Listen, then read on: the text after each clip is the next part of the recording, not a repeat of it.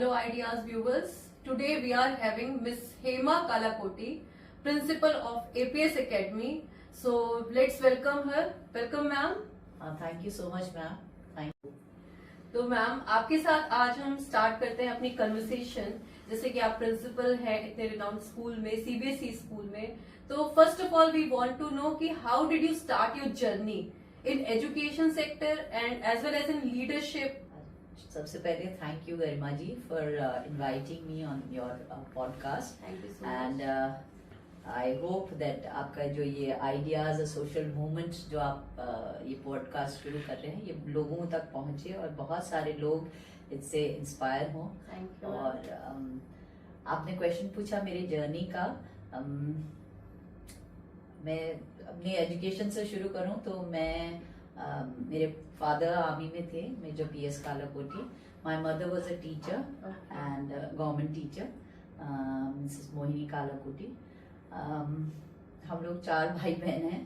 So one my brother is in Noida, so he has his own business. My sister is married to a army officer, and my younger brother is no more, but wife is serving in PGI in account section. And my husband is a businessman, married to a businessman. Okay, that's very different. Yes, and my schooling is from army schools and KVs. तो जहाँ जहाँ पापा का transfer हुआ है वहाँ वहाँ हमने पढ़ाई की है. और कॉलेज मेरा लखनऊ का है, IT का. और बाकी स्कूल मैंने ज्वाइन किया 1998 में. तो जो It's a long journey. It's long journey, and I started from front counter, कह सकते हैं आप मतलब बहुत छोटे से शुरू किया. And then I did teaching. In 2003 I became principal. Very young age. Yeah. And उस टाइम जो लोग इंस्पेक्शन पर आए थे they said कि हाँ ये है लीडरशिप के लिए है इनमें क्वालिटीज तो बन सकते हैं करके. आपने पूछा लीडरशिप के लिए, जो स्कूल का लीडरशिप है या कोई और लीडरशिप है, इट्स सेम, कैरेक्टरिस्टिक्स तो सेम है. But in school yes we can say थोड़ा सा चैलेंजिंग है, क्योंकि हियर जो बच्चे जो चिल्ड्रन आर इन्वॉल्व एंड मतलब ज्यादातर काम रिलेटेड तो बच्चे हैं और स्टूडेंट से रिलेटेड है. तो वो भी एक एज ग्रुप है जो कि आप 3 से लेकर आप कह सकते हो 18 तक के बच्चे हमारे पास हैं. तो उन बच्चों को किस तरह से नर्चर करना है, क्या क्या चीजें उनमें फ्यूचर में काम आएंगी वो चीजें करनी. तो उसके लिए जितने लोग इन्वॉल्व हैं उनको आगे बढ़ाने के लिए, उनके साथ कोऑर्डिनेट करने के लिए मेरे ख्याल से थोड़ा सा सेंसिटिव और लीडरशिप में जो और क्वालिटीज जो ह्यूमन को दिखाते हैं, जो थोड़ा सा वैल्यूज से ज्यादा रिलेटेड है, वो वाला पार्ट है. और लीडरशिप में yes you have to lead, जैसा है पहले खुद को करना है, then only you can guide others. तो ये वाली लीडरशिप में सबको एक टीचिंग से आपको क्लासरूम टीचिंग से लेकर आपको यहाँ तक की जर्नी करना ही पड़ता है. आप सीधे से जाके प्रिंसिपलशिप में नहीं आ सकते हो. You must have that experience of classroom teaching. तो ये एक थोड़ा सा दूसरों से थोड़ा सा फर्क है, बाकी लीडरशिप वैसे ही है. हाँ, बिकॉज बैकग्राउंड आर्मी का है तो ऑब्वियसली लीडरशिप तो बॉल एंड बॉटम वाली चीज में होगी ना. और क्योंकि हमारा जो मेरा स्कूलिंग ऐसा रहा है और हम बहुत सारे डिफरेंट स्टेट्स में एजुकेशन रही है. Right from my primary Siliguri से लेकर पंजाब, देन MP, UP, तो हर जगह हम रहे हैं. एंड मदर मेरी टीचिंग में थी तो शायद वो भी मेरे अंदर एक आया है. और फादर से लीडरशिप मिली होगी. और मेरी मम्मी 72 में 71 या 70 की समोया कॉलेज मुंबई की मम्मी का एजुकेशन पूरा मुंबई का था. तो वो 72 में गवर्नमेंट जॉब में आ गए थे. और फादर आर्मी में थे तो हम मम्मी अलग और फादर के साथ हम लोग आर्मी में ज्यादा रहे हैं. तो दोनों को कभी हम छुट्टियों में उधर कभी इधर, तो ऐसे थोड़ा वो चीज आया. इंडिपेंडेंसी भी आती है साथ में. That's very nice. डिसिप्लिन रहा है बहुत लाइफ.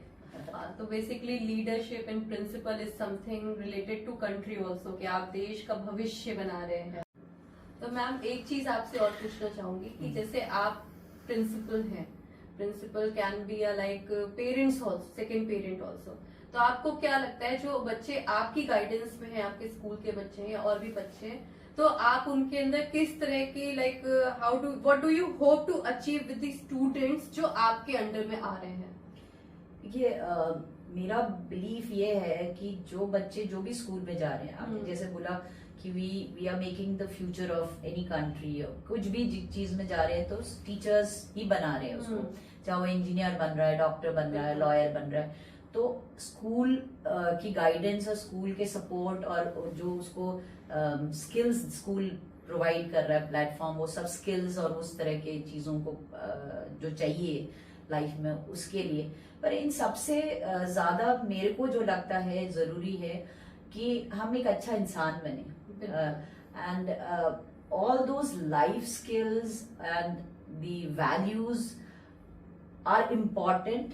मतलब फर्स्ट ये होना चाहिए वैल्यूज और आपका क्या कहते हैं लाइफ स्किल्स, और उसी के बाद आपका कोई और करियर आता है, because in every career you require these things. ये आपकी बेसिक है, इसके बिना चलता ही नहीं है। तो कितना अच्छा बच्चा है, उसके लिए वो उसका बहुत हार्ड वर्किंग हो, हार्ड वर्किंग के साथ साथ एकेडमिकली एक्सेल करे।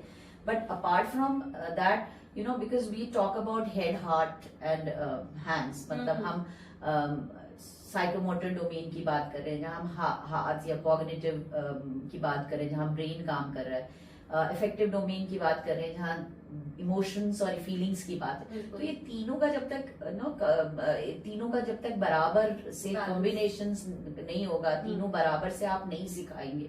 So this has to be part of the classroom teaching, and whatever there is in the curriculum, ये तीनों डोमेन्स का ख्याल रखते हुए, इन तीनों डोमेन से एक्टिविटीज को ब्लेंड करके, इंटीग्रेट करके पढ़ाना जरूरी है, ताकि वो एक फ्यूचर में बच्चा एक स्ट्रॉन्ग, एक कॉन्फिडेंट और अपनी वॉइस रखने के लिए कॉन्फिडेंट हो, अपनी चीजें कर सके, डिसीजंस ले सके, एनालिसिस कर सके क्रिटिकली, तो ये क्रिएटिविटी भी हो। बिकॉज ये सब अब हम 21st सेंचुरी में हैं, तो 21st सेंचुरी स्किल्स की ही बात कर रहे हैं हम। This is what in national education policy also it is written कि we should work on 21st century skills.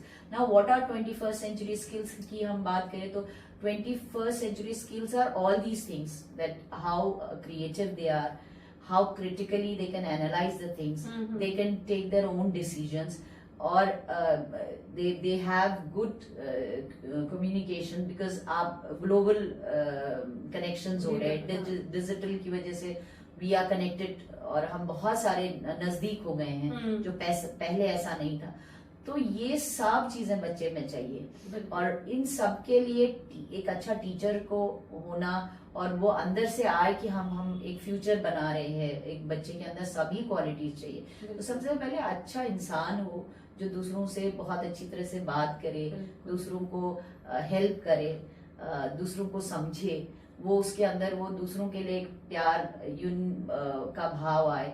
और हमारी अगर हम इंडिया की बात करें, डाइवर्सिटी इतनी है, तो सबको साथ लेके चले, जैसा हमारा कंट्री का जो है एक मेन जो जिसको जाना जाता है भारत को, वो यूनिटी इन डाइवर्सिटी की वजह से। तो वही चीज बच्चे के अंदर होना चाहिए, और वो हमको इनकलकेट करना चाहिए, and this can be done when इसके लिए आप स्कूल में टीचर्स अभी कर रहे हैं काम उस पे, एंड CBSE lot of things are coming from CBSE also, guidelines आ रही, और ये सब पढ़ाई के साथ साथ उसमें ही सिखाया जा सकता है। ओके, तो नाउ आई थिंक कि कुछ जैसे CBSE में भी काफी सारे चेंजेस हो रहे हैं, तो please shed some lights on that. CBSE में बहुत सारे चेंजेस हुए हैं। अगर हम बात करें टीचिंग लर्निंग की, तो जितना भी NEP में पॉलिसीज में चेंजेस आए हैं, because NEP national education policy 2020 में बहुत सारे चेंजेस हुए हैं। NEP तो पहले से है, पर मेरे को जो लगता है, मैं हमेशा बोलती हूँ कि जब NEP की जब हम बात करते हैं, जो भी पॉलिसीज में चेंज आता है, वो सोसाइटी के अकॉर्डिंग, सोसाइटी की जैसी नीड है, जैसा फ्यूचर हमें दिख रहा है आज से 5 साल पहले, उसके अकॉर्डिंग चेंज करते हैं उसको। तो वो जो जितनी भी चीजें दी हुई हैं, जैसे फाउंडेशनल स्टेज, अभी पहले 10+2 का सिस्टम था, अभी हम आपका 5 years, 3 years, 3 years plus 4 years ये स्ट्रक्चर आया है।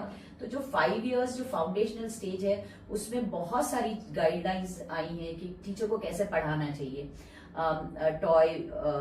टॉयज का यूज करते हुए, आर्ट का इंटीग्रेशन, स्पोर्ट्स का इंटीग्रेशन। तो वही जो हम बात कर रहे हैं हेड, हार्ट और हैंड्स की, उनका आपस में एक कनेक्शन है, और उनको कैसे बच्चे यूज करें, लर्निंग पे आ रहे हैं।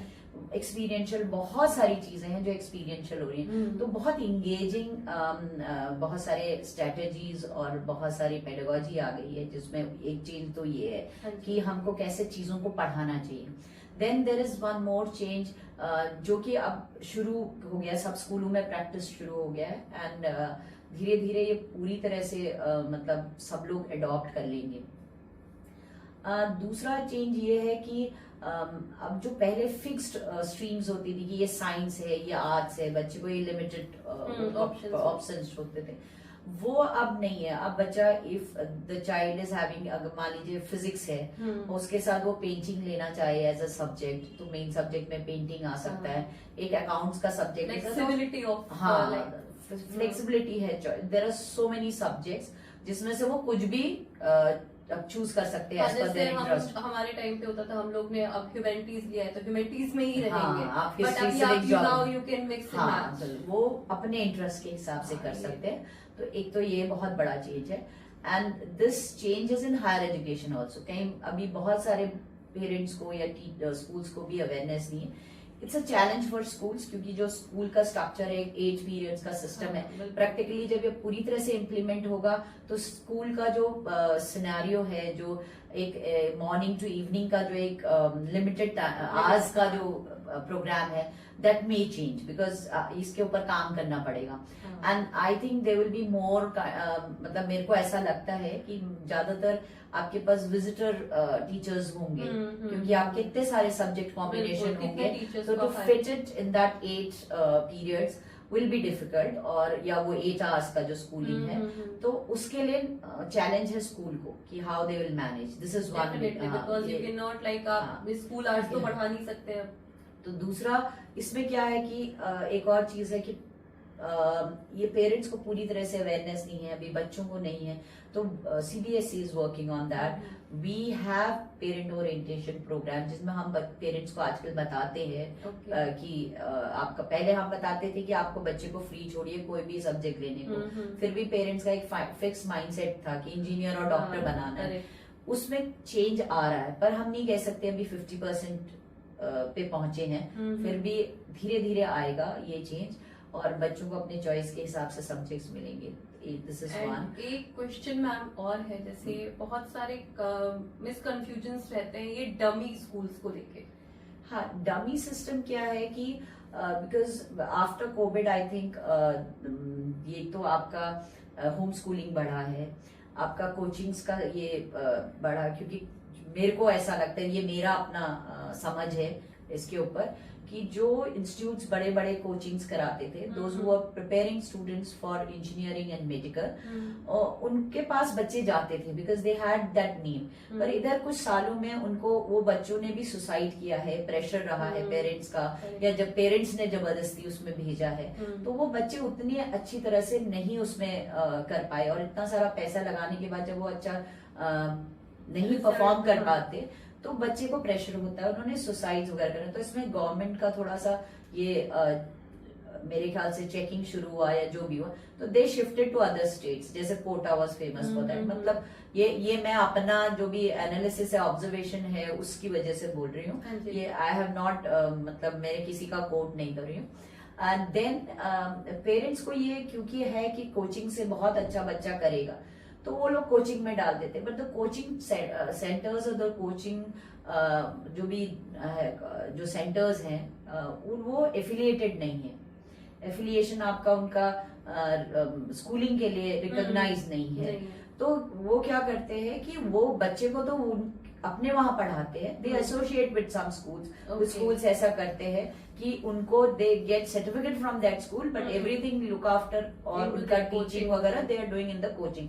पर असल में दो चीज पेरेंट्स को भी ये समझना होगा कि जो नेचुरल ग्रोथ या जो स्किल्स का जो सीखना है, जो डेवलपमेंट है, या जो होलिस्टिक एक बच्चे का पूरा ग्रोथ होना चाहिए, वो कोचिंग में नहीं पॉसिबल है, वो बिल्कुल। स्कूल में होगा।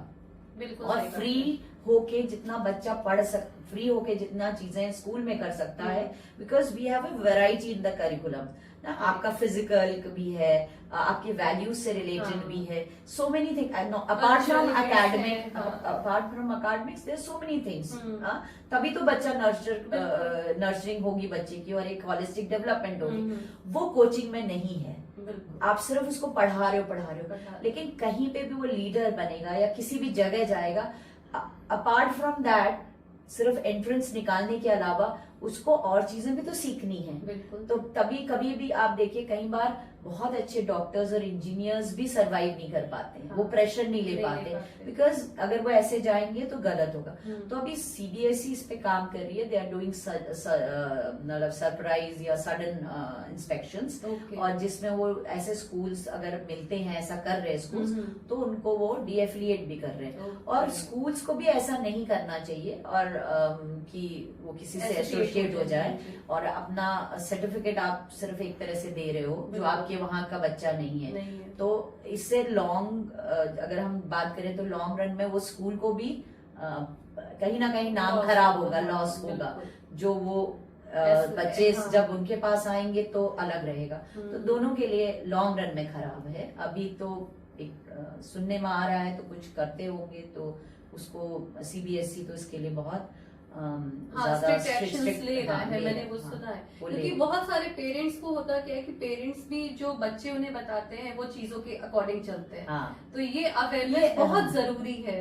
वो मैम क्या है, काउंसलिंग करनी पड़ेगी हाँ पेरेंट्स। जी। और हमारा इंडियन पेरेंट्स का थोड़ा सा बच्चे से एक्सपेक्टेशंस बहुत होता है। हम फैमिलीज, जॉइंट फैमिलीज में रहते हैं, बहुत देर तक बच्चे को अपने पास रखते हैं, इंडिपेंडेंट नहीं बहुत बनाते। जल्दी नहीं करते हैं, उसको छोड़ते नहीं है जल्दी से। आप बहुत एज तक उसको बिल्कुल, साथ बिल्कुल। लेके चलते हैं। Yes. तो वो एक जो हम सोसाइटी से सीख रहे हैं, वही हम सभी लोग तो हम उसी का पार्ट हैं। तो बिल्कुल। हमारे दिमाग में आता है कि हाँ नहीं, इसको अभी ये बन जाएगा, वहां भेजेंगे, तो फिर बाकी चीजें मिस कर रहा है बच्चा। तो ma'am one last question, very important question to you, कि आप जो हमारे पेरेंट्स हैं जिनके बच्चे अभी 12th दे रहे हैं और कॉम्पिटिटिव एग्जाम्स की तैयारी कर रहे हैं, उन पेरेंट्स और उन बच्चों को आप क्या टिप्स शेयर करना चाहेंगे? उन पेरेंट्स, देखिए मेरे हिसाब से जो हमारा सिस्टम बना हुआ है कि हमको क्लास फर्स्ट के बाद क्लास सेकंड करना है, सेकंड के बाद third, this is a research curriculum जो कि इंडिया में कहीं पे भी ऑल ओवर इंडिया चल रहा है, वो चाहे स्टेट गवर्नमेंट का हो चाहे सेंट्रल गवर्नमेंट का हो। तो वो एज अप्रोप्रिएट बनाया है, उसमें बहुत सारे लोगों ने रिसर्च करके उस लेवल पे वो रखा है। तो हमको चाहिए कि बच्चे को उसी हिसाब से पढ़ाए। जैसे आपने बोला कोचिंग इंस्टीट्यूट्स का प्रेशर बढ़ रहा है, बच्चे को कोचिंग जा, तो वो भी कम होगा। तो पेरेंट को ये समझना पड़ेगा कि वो लेवल वाइज ही बच्चे को पढ़ाएं। और कॉम्पिटेटिव एग्जाम्स के लिए यस, अगर हम सीबीएसई की बात, again I will talk about CBSE because I am from CBSE school. तो अब उसमें क्या है, पैटर्न ऑफ क्वेश्चन जो है कि जो बोर्ड का क्वेश्चन पैटर्न है, दैट वाज आल्सो चेंज्ड। अब जो असेसमेंट पैटर्न्स हैं वो जब चेंज आया है तो बच्चा ऑटोमेटिकली प्रिपेयर हो रहा है। अब जो क्वेश्चंस पूछे जा रहे हैं बोर्ड एग्जाम्स में, और हम नीचे से तैयारी कराते हैं बच्चों की, छोटे classes, because they are into practice कि कैसे क्वेश्चन पूछे जाएंगे। तो वो क्वेश्चन डायरेक्ट क्वेश्चंस नहीं है, they are more situation based, case based questions है, और आपके क्वेश्चंस है एप्लीकेशन बेस्ड क्वेश्चंस है।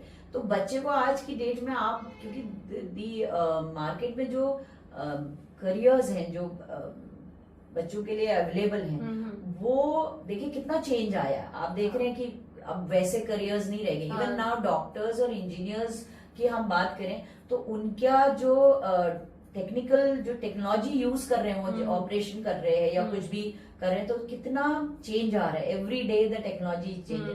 तो उसके लिए बच्चे को प्रिपेयर करना है। तो बच्चे को एक तो क्लास स्टेप वाइज चलना चाहिए। पेरेंट्स को भी मैं कहूंगी कि जैसे क्लास बनी हुई है 12th तक का, वैसे ही पढ़ाएं, बच्चे को प्रेशर न दें।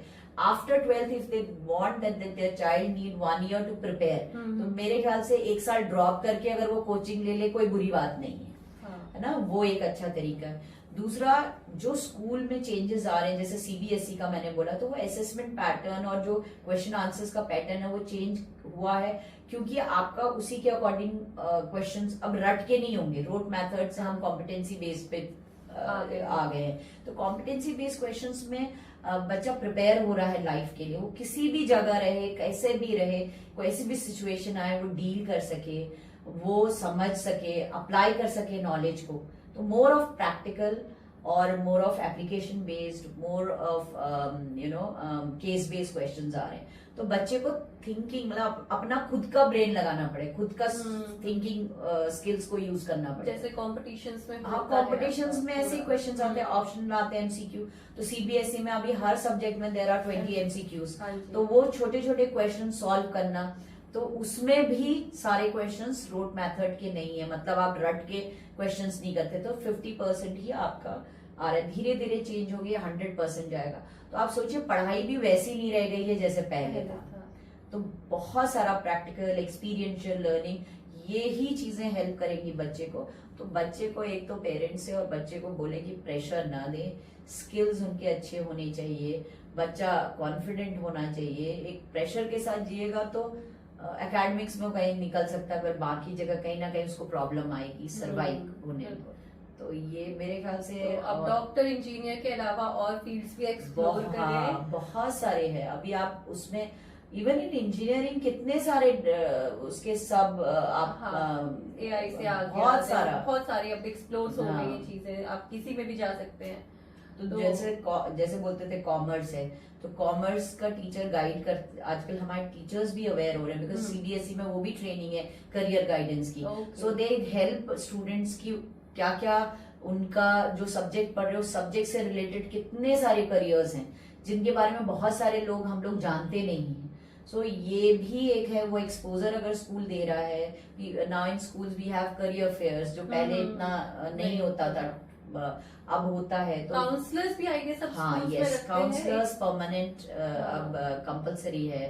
काउंसलर्स और आपके करियर गाइडेंस टीचर्स को ही सिखाया जाता है कि teacher time to time guide करते रहे, तो बच्चे का सब्जेक्ट की लाइकिंग के अकॉर्डिंग वो अपने करियर को भी चूज कर सकते हैं। तो मैम से मिलने के बाद मेरा तो एक बहुत बड़ा माइंडसेट चेंज हुआ कि सीबीएसई बोर्ड जो है वो बहुत ही मुझे लगता है बेटर है for the students and for जो who are preparing for competitive exams, who are coming from 9 to 12 वाला जो 4 years का आपका टाइम है, वो अगर आप सीबीएसई से कर रहे हैं तो आप शायद पहले से ही ट्रेंड होते जा रहे हैं।